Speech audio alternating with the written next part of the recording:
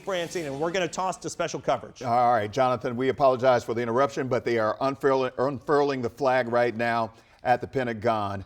This is the National 9/11 Pentagon Memorial is what they're doing. This is a ceremony that they do every year in honor and remembrance of what happened, in honor of the victims that were killed during 9/11 here in this area. So that is what we're looking at right now. The background on this, for a lot of people who were here, Allison, I know you were here when this actually happened. I was in Nashville at an airport when they were turning the planes around. But you were actually here when this happened, when the third plane hit the Pentagon in Arlington, Virginia, Flight 77.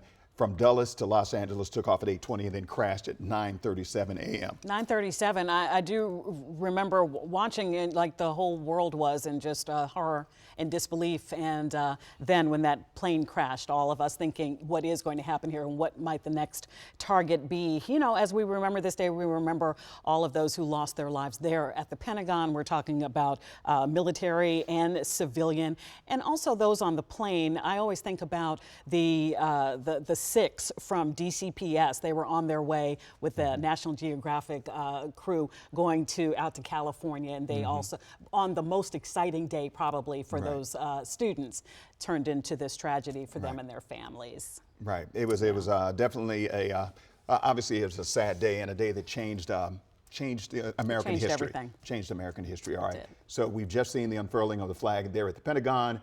Jonathan, apologies for interrupting you there.